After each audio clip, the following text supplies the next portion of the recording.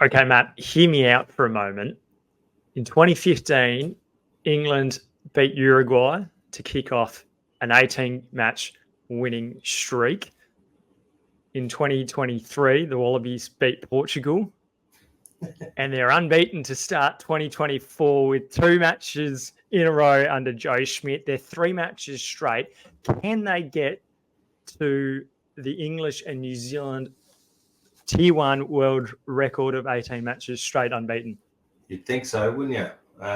England hired Eddie Jones. We got rid of him. So there's more there. We've got a new coach. I don't think it'd be asking too much, Joe. He's promised the world. Hopefully he doesn't deliver an atlas, as they say. Well, they've got Georgia this weekend. So, look, I'm going to put the cart before the horse. We're going to talk much more about it.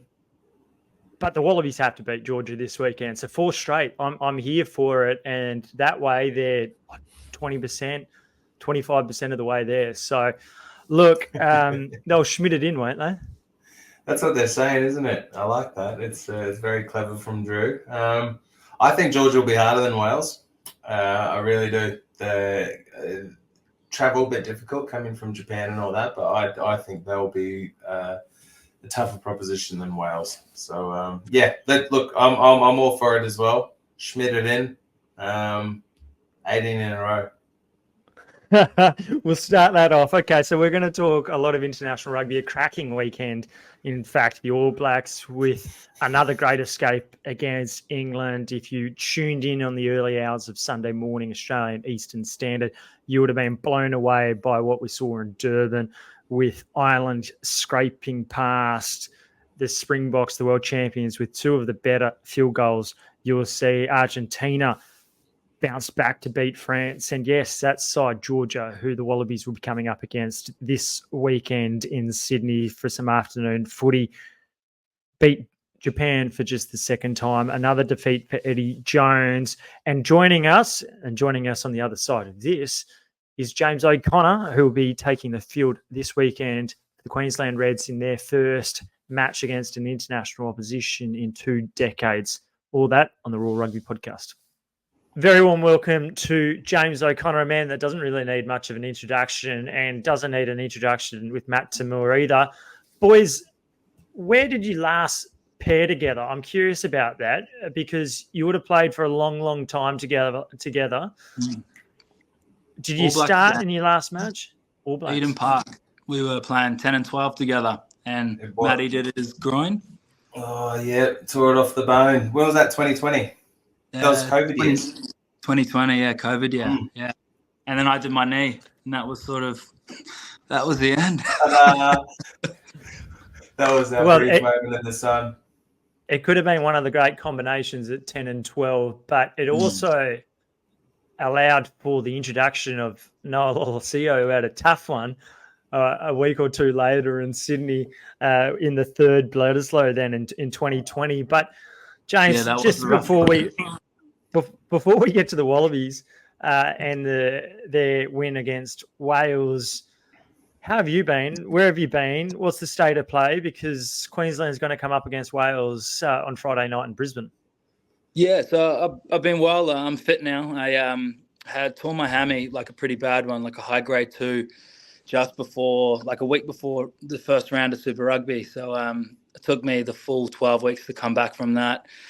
Obviously got to play a couple games off the bench, but unfortunately, didn't make selection for that last final, which was disappointing. But look, I'm fit now. Should be playing against Wales, and it'll be a good test for me.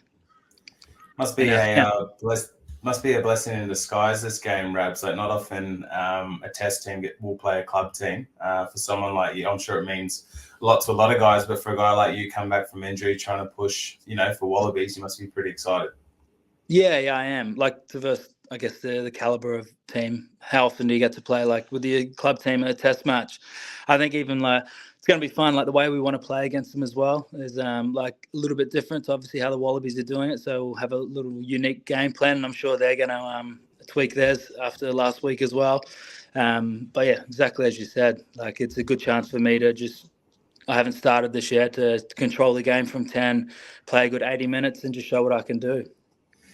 How do you go in these kind of games? Like, you know, early in your career, big games, you get really nervous and you build a bit of experience and you get comfortable with matches. Have you found later in your career, you know, coming back from injury in big games, do you still get those nerves? Is it a different type of nerves?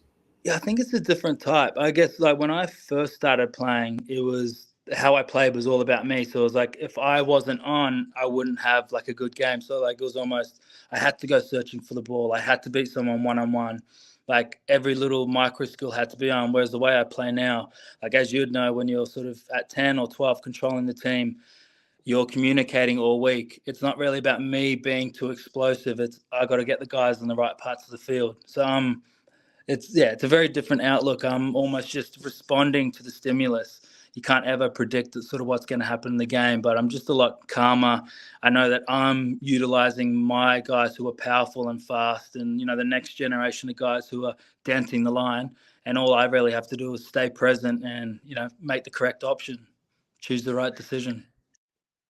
Look, I imagine Friday is going to be an open affair, given that it's the Reds are taking away as Wales, the end of a long year. There's going to be opportunities for guys. But for you, I imagine you're probably taking it pretty seriously because your future is a little bit clouded beyond 2024. But also, I imagine there's a little bit of you that just thinks maybe Aussie rugby and maybe the Wallabies needs a controlling voice out there. And you look around the world, there's a lot of guys that are in their mid-30s, and Beauden Barrett was one on the weekend who came back and just didn't look out of place at all for the All Blacks. So is there a little bit of this match means a bit more than just your regular game?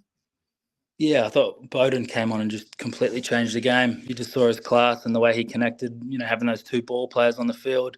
Look, I've been pretty upfront about it. I still have a desire to play for the Wallabies, possibly for one more year. I'd love to be involved in that British and Irish Lions. It's just a matter of, hey, am I up to it? So I think this Welsh game is going to be a big test because I feel I am. I feel I can play at that international level, and I feel like I've got still unfinished business. And I do provide something possibly a little bit different to our other centres and also some coverage at 10, etc. So, hey, we'll see. It's a good test for me as well because I want to actually see where I'm at. Haven't played much this year. I thought I played quite well off the bench and created quite a bit and took some good decisions and possibly overplayed at times a little bit. But, the position I'm in it's going to be telling for me as well, just to know, hey, is it time for me to double down and keep pushing for that Wallaby spot, or is it time to really just not take a step back, but continue to mentor the young guys coming through if I stay at the Reds, or is it time to go overseas? So, on that mentor point, I'm glad you mentioned the Lions because it's last Lions cycle. It's amazing. You were starting 10 for Robbie Dean's team, and then now trying to do it again with a different team. What do you wish you knew back then that you knew now? I'm sure you probably wish now you had the feet and the speed you had back then. But mentally, like if you're a young 10, what do you wish you had back then that you've grown and learned over the years? Yeah, I think what I had back then was a little bit more speed, and my ability to beat defenders one-on-one was like, hey, I can still do it, but not to that level that I was doing it. As you know, you get a little bit older, you slow down a bit, but you have to improve your game in other areas in terms of your knowledge, your decision making, all the stuff that I needed back then, I know now. So it's funny, like, man, I didn't actually know too much about rugby when I was playing. Like, I guess I was only 22. I didn't come through like the normal way of playing 10. Like even at school, you were playing 10, I was playing 12, 13. I didn't understand like what you play when you win the ball at the front of a line out or how to manage, the flow of the game. For me, everything was front door, attacking, manipulate space. So I didn't know how to use the psychology of a defense against them and know they're going to fold 2 on a 5-man. So there's your look for a corner to the kick or, on this play here, like I just hadn't had enough time in the saddle to develop myself. So, yeah, my mind is definitely a lot sharper now. I understand the game to a completely different level, which it takes time at 10. It takes a decade. Your best 10s in the world tend to be a bit older because they've learnt over the years. You accumulate that knowledge. Before we get specifically about perhaps this next generation that's coming through, Les Kiss, first year at the Reds, you look at how the Wallabies have played and how many Reds players your teammates have featured under Joe Schmidt so far. Can you see similarities between styles of rugby, what they're doing on the field, or is it a little bit test footy? It's a different ball game.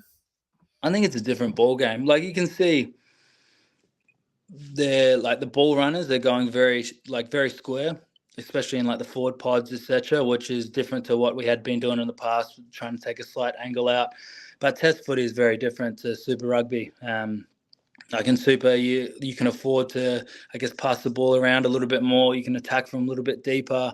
It's more of an evasive sort of game, whereas test footy, as we're seeing now, and look at the way Wales are playing, it's all territory based. It's, putting pressure on the other team. It's a minimal error game. So it's almost like you have the ball and let's see if we can pressure you enough to get a turnover, get into your front 50, kick a corner, maul, or take some points. So yeah, very different game.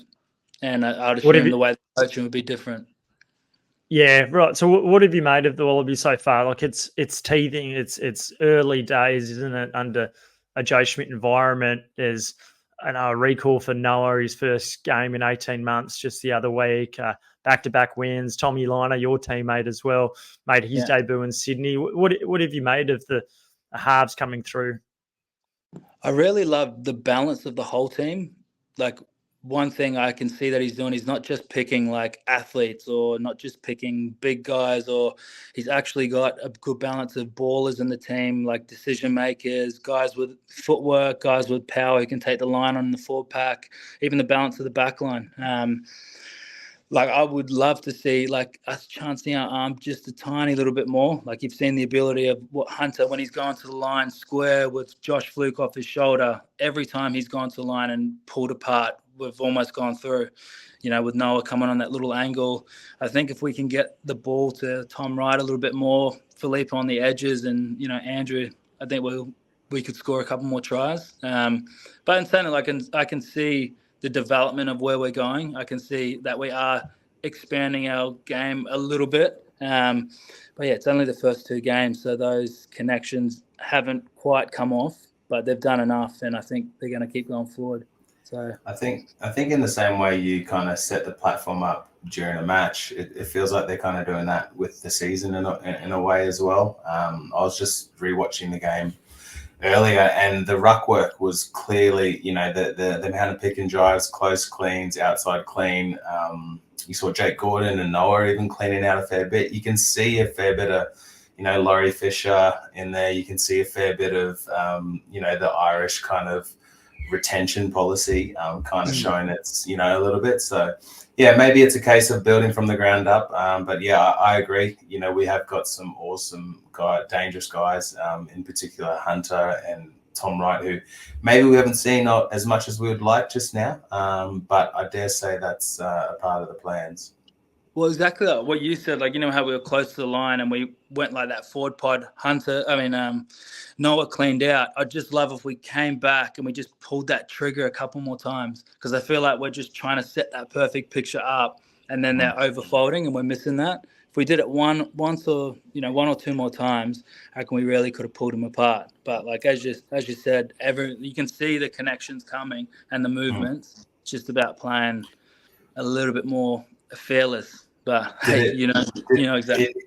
Yeah, it's funny sometimes though, with we're seeing the 10 clean out. It's it frustrated me, I reckon, a few years ago. You would know better than I would, where the fly half was just kind of calling the moves and then cleaning out. The ball was always going to the 12. Well, it was going to we couldn't get the ball. Like, surely you want your 10 to be making some decisions. We should be like best ball players in the team. Yeah. It's a difficult one, but because like the teams are focusing on, getting everyone being able to pass and kick and whatnot. But I think, the 10s still are the best decision makers. And so we've got to allow them to make decisions. So it's a fine balance, I reckon. Yeah, it's that balance of, are we going to play flat and hit the 12s or hit our backs on the gain line? Or do we just get a little bit wider from the ruck to be able to set, like, because a lot of teams are flying now as well, but they're only covering from the 15 to 15. I can like. It looks like there's so much space. You just have to have that skill to get it there. And I think our 10s probably have the best passes and the best eyes to be able to see that. But Hey, it's coming. James, It's coming. I'm not going to ask you Hopefully. to pick your 10 going forward, because I know that you play with Tom Liner and you must be close to a bunch of the 10s across Australian rugby at the moment. But I'll ask you, a year out, take yourself out of the equation for a moment. What does Joe Schmidt, or what do you think the Wallabies need with their 10 going forward? Because it's been such from Quade Cooper to Bernard Foley, it's just been a revolving door, hasn't it, between in 10s coming in and out of that side. What do the Wallabies need 12 months out from a Lions series? They probably need podcasters to stop asking and putting pressure on it. Yeah. Well, I was gonna he's gonna do what he feels best, and I think possibly he still has a couple games to decide. But like once he does, like I would say, put him there. So if it's going to be Noah, give him the support, because that's one thing at 10. Like you need buy-in from the group, and all of us play a little bit differently. So if he's going to be your man, you got to put the energy behind him. And like he might not have the best game every game, but even like from what I've seen with Noah, like you need a good goal kick. Number one, your 10 has to be able to goal kick well, because the margins in Test footy, that's your main job. Your second job is game management, which Noah's doing well. He's moving the ball to space, getting the right guys the ball. So, and he's controlling that territory well. And the third one is to be able to create, or he's got really good footwork. I would like to see him take the line on a little bit more, because I reckon every time he does, he can create. That's probably the one thing I'd like him to do a little bit more, is just take that line on once or two more times a game. But in terms of that, like I thought he was making a lot of the right decisions. Obviously, that last game, there was a couple like skill executions that weren't, like I'm sure he would say the same, they weren't as good as usual for him.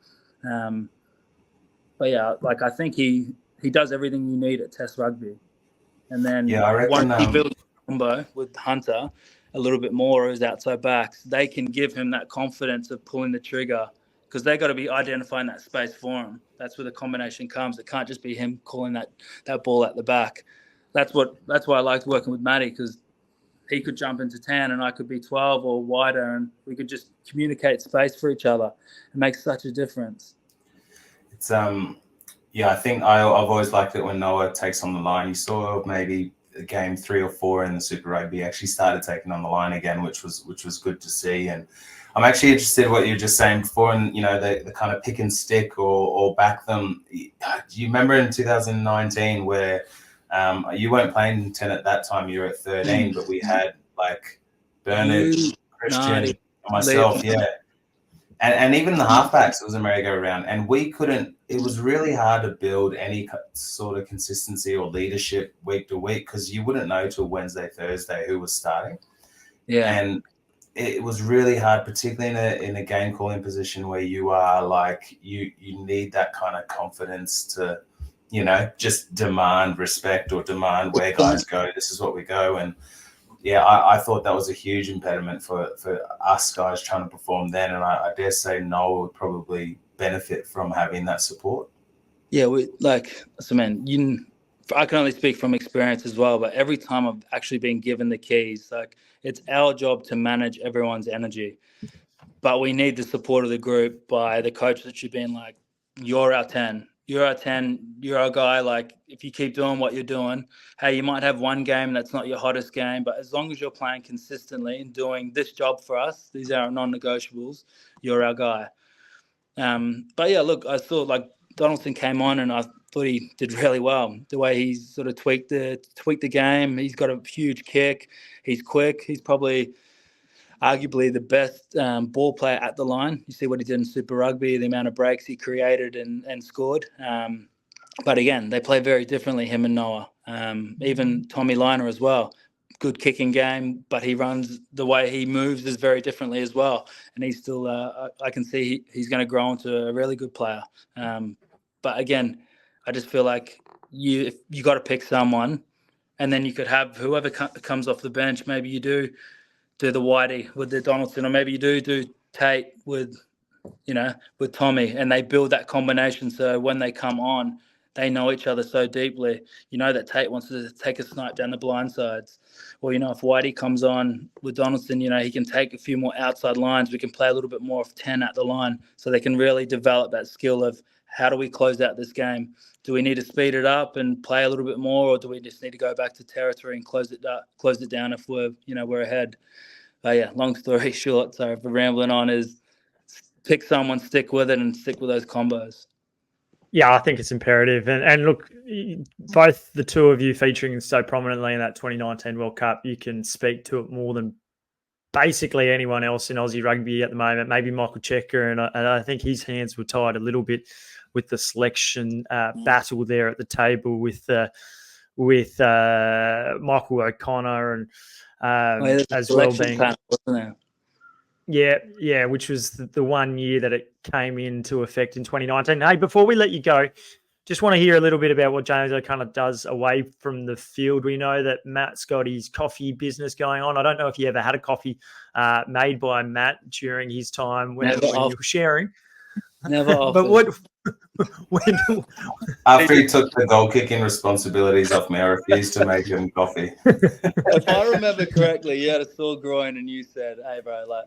I'm glad we should have brought this up earlier, Christy. We were both playing well and kicking well, to be fair, in 2020. And then Dave Rennie has gone, you guys figure it out who's going to goal kick. And it was so awkward. And we tried to have the conversation, and then we had to have like a 2-day break. And we had a 2-day break, and then we kind of came back to it. And oh God, it was good though. It was awkward as hell. But the funniest thing. Yeah, we both wanted to kick, and then he ended up hurting his groin. So I kicked, but it was with the Adidas balls. I didn't kick well. That's right. I got the one that funniest thing was before this conversation we had to have, I went and got all the stats that year of the kicking. Like, I messaged the Rebels guy. I was like, I want all the stats. Like, if I'm going to go fight for this, I'm going to fight for it. It was good. But we were both kicking. You were what, like 86, 87? We were kicking really well. Yeah, we were both over 80, which is important. It was maybe the 1 year that happened for me. So I was just trying to make rain. COVID was good because we actually got a bit of time to work on our kicking. That's right. I reckon it's underutilized skill. Like, it's 30% of the game. Oh. Yeah, well, even just like kicking training. Yeah. It's such a prevalent part of the game, and you still see the inaccuracies. Like, being overseas, how much we did when I was in the UK and France, like kicking on the run, goal kicking, all the different types of kicks. Yeah. We don't do enough of it here. Well, yeah, we try and pick the best footballers, and so be it. But there's like particularly at test level, you got to kick your goals, and it's, as you said, it's probably the first thing. It's the number one thing you do. Yeah, and it's always been an afterthought. I remember my first test match goal kicking for the Wallabies. We played against South Africa, and I kicked well. And then after the game, the coach came up to me and goes, "Oh, I didn't know that was your first time goal kicking." And I'm like, "Ow!" Like, it's such an afterthought. We just can't be thinking that way. I was glad he made that mistake, but it's I don't know. It just shows how it sits really far back of our mind. Well, it's just such a different psychology to like the Northern Hemisphere. The first guys picked for a very specific job. Yeah. And like, there's no right or wrong answer, but again, like, you want to find, okay, if this is the way I'm going to play, then this is the 10 I'm going to pick, or this is the 13 I'm going to pick because he's got a left foot and he can hit that corner, or this is the 15 I'm going to pick. I'm happy for them to take a few more risks and, pick running back. Yeah. Have a template and pick towards that. A couple of things on that, boys. Well, you'll be relieved to know, James, if you ever do get to play for the Wallabies again, there won't be an Adidas ball with the All Blacks any longer with Gilbert taking over. But secondly, if only one of you might have been able to kick beyond 50, perhaps we would have been able to break that duck in Wellington. Reece Hodge. Yeah. If only he could kick with some pressure on him. Oh, God. To be fair, it was like a 65-meter kick. Oh, mate, he was amazing. The poor guy had the hardest kicks of the year in those 3 games or something. Yeah, I know. All of them. I think he missed them all too, didn't he? Yeah, he was scarred by that, and fair enough. I felt sorry for him. James, awesome to have you join the pod. We probably didn't get to where the question was about what you're doing away from the field at the moment, but look, plenty more opportunities to talk throughout the year. Good luck Friday. Whether or not you wear the 10 jersey, that'll all be revealed in the coming days. But a pretty good crowd of more than 20,000 expected at Suncorp on Friday. So that's great news. Get along. Before we let you go, what's your favourite Tom Jones song? Because word on the street from Jock Campbell is, what is it? Sex Bomb, is it? Yeah, Sex Bomb, that's it. So is that true? Yeah, it is. It's 100% true. I play it often. Just to get me pumped up. Yeah, not unusual. There you go. How good. Thanks, Rabs. Appreciate you coming on. So, Matt, can you tell us the real story? How did James O'Connor then manage to get the kicking duties? Oh, it was awkward. It was really awkward. I knew the stats, and they were like not compelling in any way. But I was ahead by like 2% or 3%, which in the grand scheme of things is probably one kick in front. But would have been the difference in Wellington. Yeah. Well, that wasn't in front, but this conversation was so awkward because it kind of just leapt up in front of us, and we'd been kicking together the whole few weeks before that. But there's obviously this elephant in the room of who's going to kick, when the lights are on. So I ended up going, because I had a sore groin. So I said, you have it. But I made him know. I was like, you have it because of my groin, because my groin, this is why you're going to have it. It turns out I tore the groin anyway. So maybe it would have been better off just just taking the reins for a minute. Brilliant. Good to have James O'Connor, and I'm sure he'll have a positive return on Friday. It's great to actually have someone who's, we're seeing Jake Gordon, who's 31, that's coming into his prime at the moment with Wallabies, probably his 2 best performances in gold in these 2 tests to date. But you look around the system in Australia, and there's not a single playmaker that's over the age of even 25. Ben Donaldson's 24, Tom Lynagh 21, Tane Edmonton, I think he's 23. Carter Gordon was 22, 23. So Noah Lolosio, 24 at the Brumbies. It's so imperative to actually have the experience and the nous that you just accumulated over a decade in the saddle, right? Yeah, it's difficult. Playmaking's it's a really interesting one. At the start of your career, you've got the physical, but you don't have the mental. And then by the end, you've got the mental, not the physical. And it's trying to find that sweet spot where they kind of line. And you might get, depending on the game plans and selection and all that, often it's not a long period of time that you get that. And I know personally, you just felt there was probably 2 years there where you just had the right mix, and then it starts, you're getting over the edge a little bit over that bell curve. But it's good to see a guy like Jake Gordon do well. I've always felt like he was a really undervalued player. I always thought he kind of had, pretty much every kind of skill. So I think maybe now that he has that mental, that he's built up that the mental side of the game, he can really flourish, particularly with a new coach.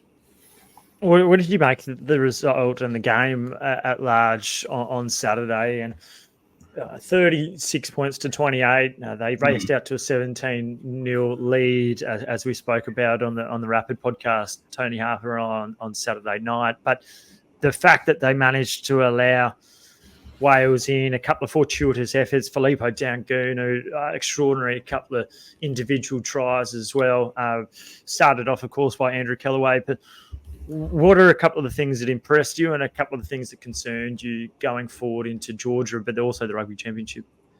Yeah, we won. And honestly, before this, I would have taken 2 wins any day of the week. So I think that is a huge tick.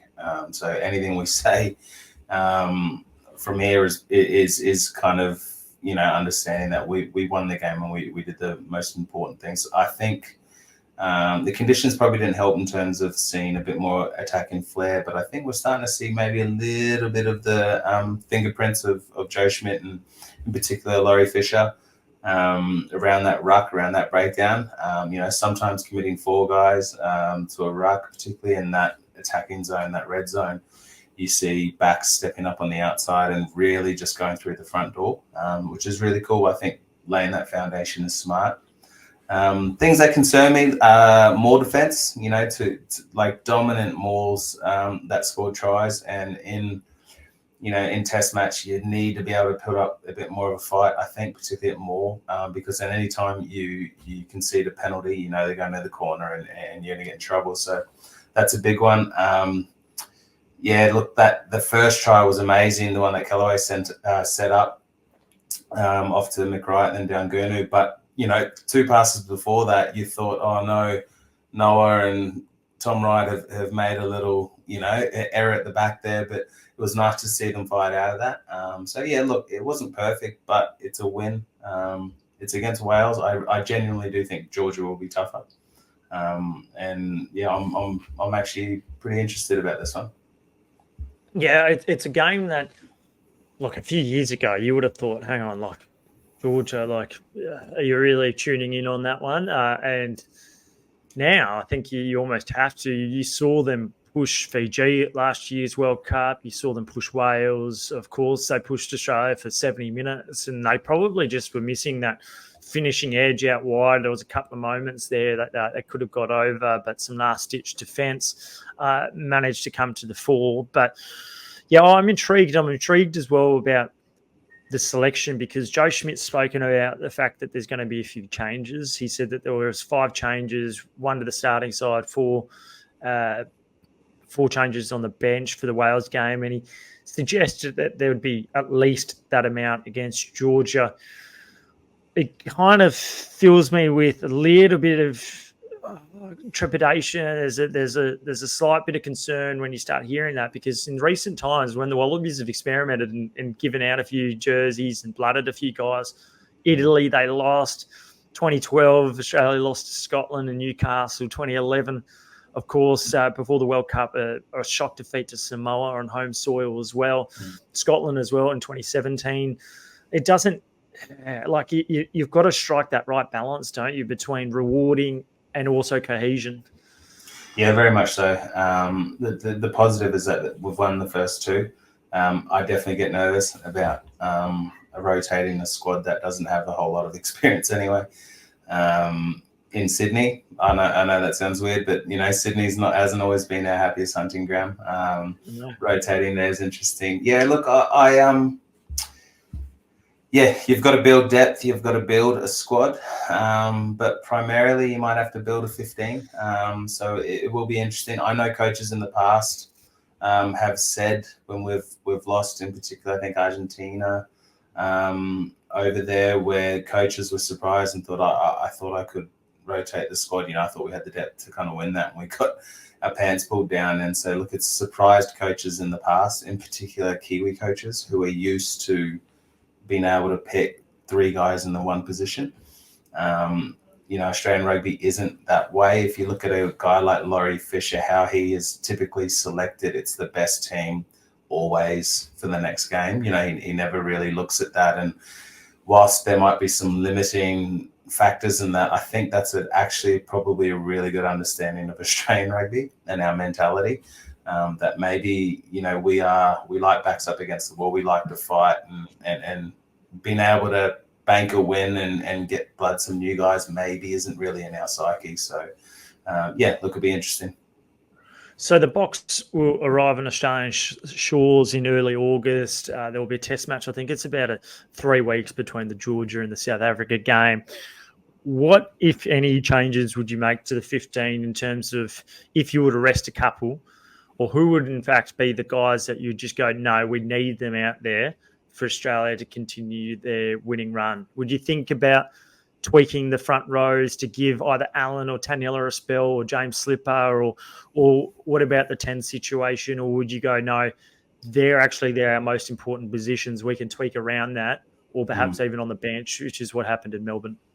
Yeah, look, I wouldn't tweak for giving guys a rest. None of them played in the final for Super Rugby, and there's 3 weeks between games. They don't need a rest. I think we need to obviously keep an eye on South Africa. What's our best squad? If it's Lenny Ikitau playing that game, then he needs game time.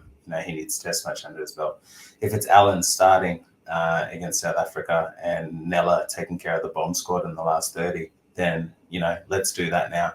So for me, rather than resting policy, I think it would be more tactical around getting minutes into guys' legs. I don't think anyone requires a freshen up.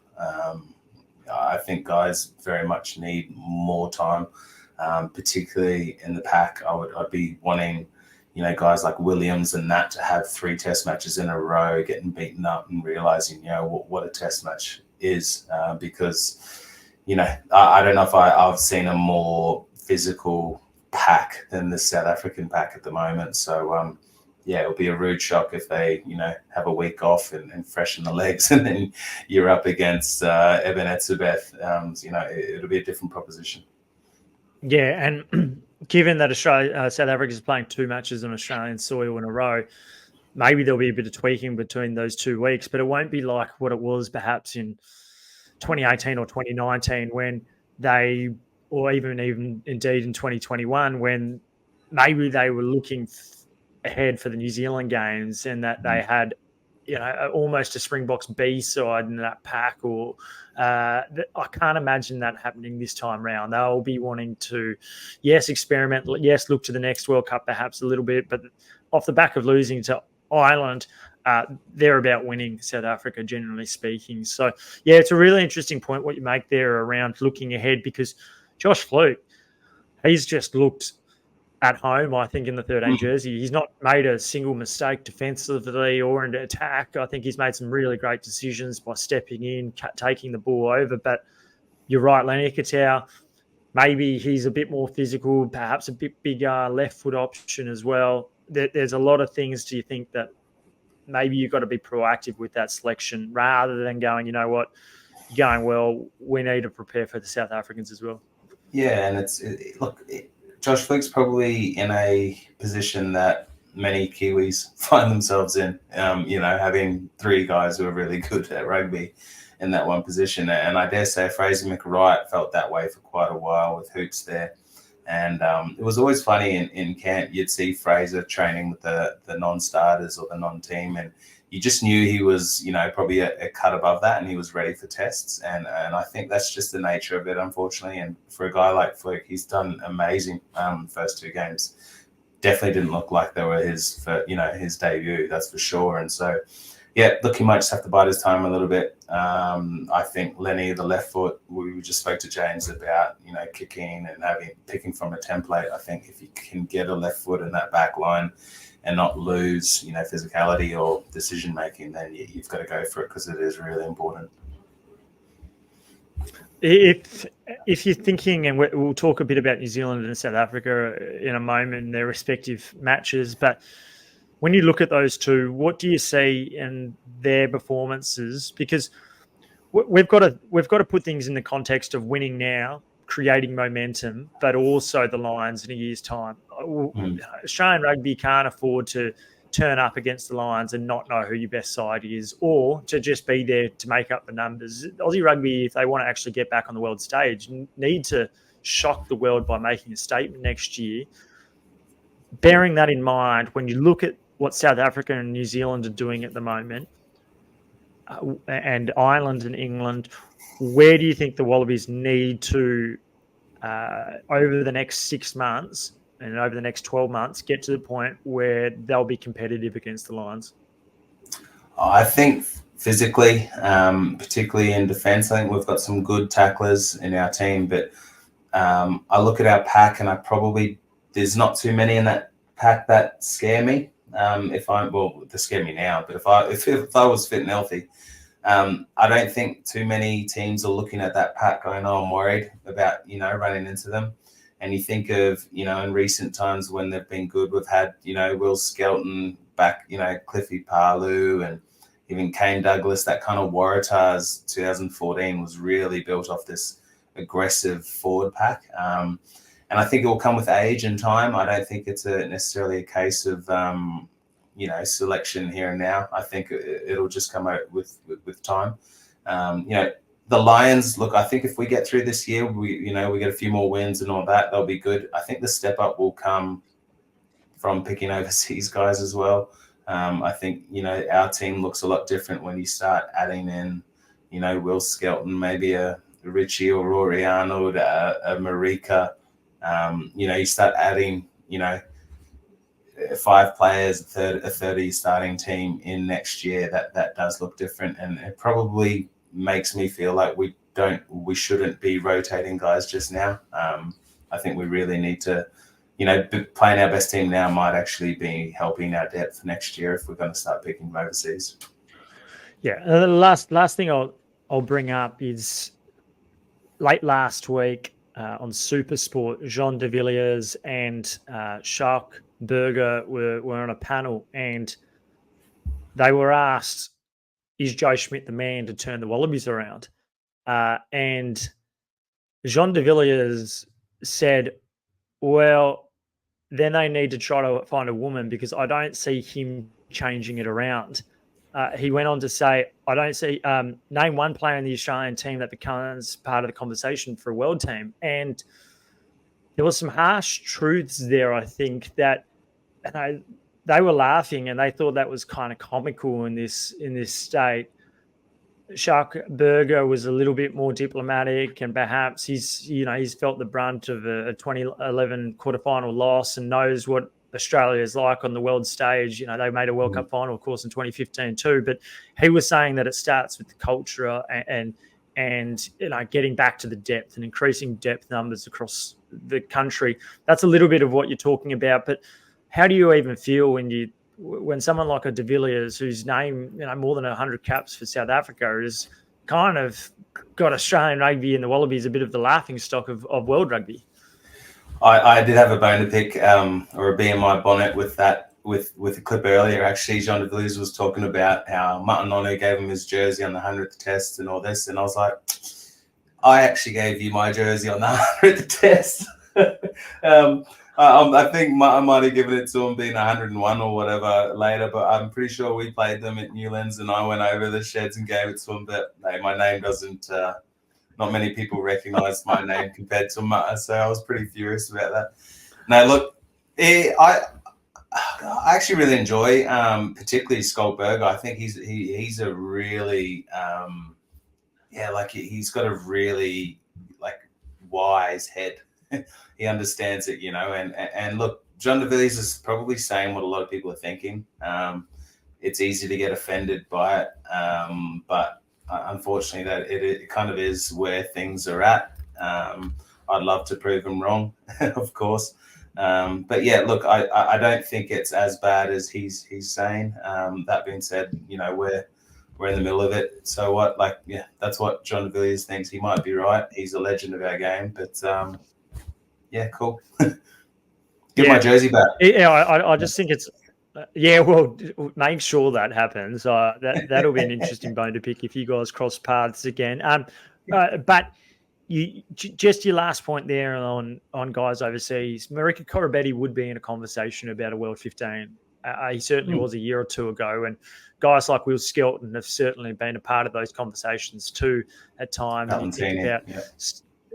You think about even like Stephen Jones from the Times, veteran journo in England. He's probably laughed at with things that he writes, but he had Will Skelton as part of his greatest side that he'd pick if he could. So that says a little bit about some of the talent playing overseas that I think Australian rugby needs to tap into going forward over the next bit. Let's park the Wallabies now and touch on the All Blacks. A victory, a really pulsating, fascinating victory against England, 24-17. England had the opportunity, a couple of rolling maws, opportunity to try to draw the game late on. They couldn't do so, but Beauden Barrett coming on midway through that second half off the bench with his unbelievable non-preferred left boot just changed the game, didn't he? He really did, and I think that left boot is quite definitely a lot handier when he's at 15. Running at pace, on that right to left side, and you see his brother chucking on the left shoe every now and then as well. It's a skill that I probably have always thought is a bit overrated, but you probably proven wrong. I thought he was brilliant, particularly at 15. Being able to dink it in behind. What a game! What a game! It was so intense, and I really didn't want England to break the hoodoo at Eden Park. I was just like, oh god, it can't happen to the English, surely. But no, it was a ripper. Some interesting tactics. The crossfield kick clearly was a tactic, trying to isolate the smaller wingers from the Kiwis, and it worked an absolute treat. Marcus Smith had his best test, I thought, that he's ever had.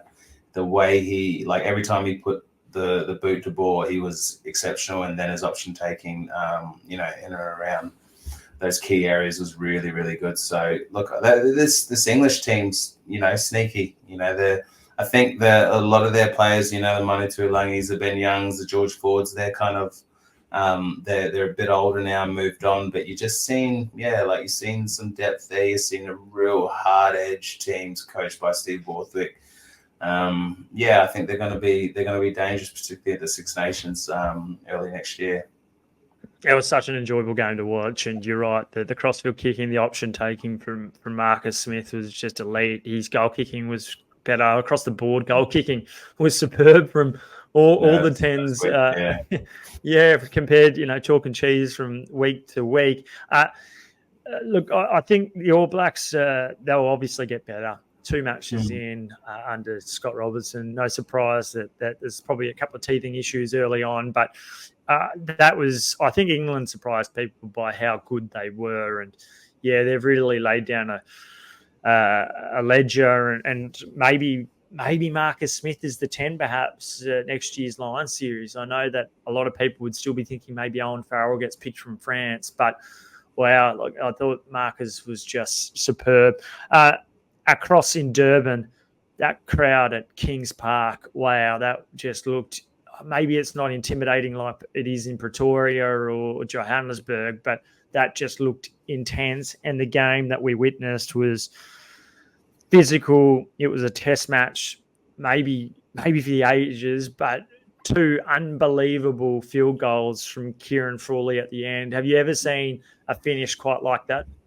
No, you know what it made me think of was, I think it was 2007 in Newlands when Frans Steiners kicked 2 massive joppies against the Wallabies to kind of beat that. And I tell you what, because if my memory is pretty average now, but I think Frawley was the guy who missed the drop goal for Leinster in the URC semi-final. So he's come back, and the balls on him on that last drop goal. So most teams nowadays, because referees favour the attacking team, will play 6-7 phases hoping to get a penalty because it's much easier to kick it, for poles there. But they went 2 phases straight back to him, and he's just gone for it. He misses, that's the game over. I just thought, big moments, big games, and he would have had some trauma there from missing it early in the year. It's just remarkable. It was it's an incredible game. It's easily one of the best stadiums in the world, Old Kings Park. They set up the old Ballymore style where everyone parks in the car park, and you afterwards you go have a braai with all the fans, and it's amazing. It really is one of the best rugby experiences, I think, in the world. Yeah, look, I was blown away, and the fact that South Africa didn't score a try, Andre Pollard with the kicking boots. We saw a great piece of work that was finished off by Conor Murray early in the game. That was just Irish rugby to a T with how precise they are with their options and their playmakers, and in their case, a couple of forwards as well. Yeah, that was a move that they did last week too. That little inside out kind of thing. It was they're really, Irish rugby is almost what we were in the early 2000s. That really tricky, ball retention and clever. It was a sort of George Gregan, Owen Finnegan kind of moment, wasn't it? Yeah, just really kind of changing the game a little bit, because everyone's talking about South Africa's rush D and all this, and So they've flipped it on the head and gone on the inside and thrown a winger through. So it's they're great to watch. And the game felt like that Lions, Springboks, the physicality of it was a step above any of the games beforehand, I thought. I agree with that. It kind of, South Africa losing is a bit like, I think, Novak Djokovic losing overnight in the Wimbledon final. There's just this element of people are pretty happy when the box, with like, the they respect knee. him. Yeah. They respect the box. But every now and again, it's good to see them just, get knocked off a level or two, because Rassie, the man, he is the man. I love Rassie, but it was refreshing to see Ireland. And everyone had been talking about, the world's best 1 and 2. We did see that, actually, didn't we? Yeah, we did, and it deserved every. That was the pinnacle of our game at the moment, I thought, and in many ways, both on the field, but then off field, just seeing the spectacle and the fact that they've got a 70,000 seat stadium next door and they don't play there; they play at Kings Park. I don't know. There's just a bit of like poetry, and it was beautiful. Yeah, it was incredible. Okay, so the other couple of results, Argentina beat France, and I don't think that really surprises too many, given the week that France had with a couple of people sent home for all sorts of things. We don't need to talk about it at the moment, but it doesn't look like a happy camp at the moment. But perhaps more pertinently, given what's going to come this week, Georgia downing Eddie Jones's Japan, I think there'll be a lot of people weeping for Eddie, won't they? Oh yeah, particularly here. He came back recently a couple months ago. I'm good friends with his daughter, and they're on the same flight. And I was like, "Are you sure he's allowed back in the country?" I was like, "Geez, I don't know if too many people would be stoked about that." But look, I haven't seen that game. I really think this Georgian team is dangerous, and it will make for an enthralling contest, that's for sure. A last point. Well, why do you think, and last thing to wrap up this pod, why do you think that Georgia represents a more difficult proposition than Japan, than Wales, rather? A team that, well, one, if we start swapping guys around, that's a potential hurdle. 2, third game in a row. Third test is always a little bit more difficult. And an eye on, us thinking, it's Georgia, we're in Sydney, it's comfortable. We're thinking about the box in 3 weeks' time. It's potentially, I think when anyone would have looked at it, we would have gone, we've got 2 games against Wales, a throwaway, get 1 against Georgia, and then we got, the TRC, look, I just think it's a potential banana skin, that's for sure. But look, the best thing about this Wallabies team, the biggest asset we have is our coaching staff. Cronny, Laurie, and Joe Schmidt, like, these are guys who have been there, done that, and there will definitely be no sense of complacency in the squad. So I'm sure they've thought of that as well. A tough one, I think. Matt, always good to join you to talk on a Monday night. And look, shout out to Wombat as well, because he told me he said he was enjoying the podcast, but he told me I needed a haircut last week. So I have had that haircut. I did need Looks one. good. We appreciate that. Yeah. So it's a little bit cooler now in these wintry months, but please get in touch if you're enjoying the pod. I know that there was a lot of people that listened off the back of the reaction. A lot more people happy to see Tony Harper less negative, but we all know that that's still going to come through a little bit. Hey, have a great week. Good to have James O'Connor on the pod, and look forward to doing it again in a week's time. Can't wait. Cheers, Christy.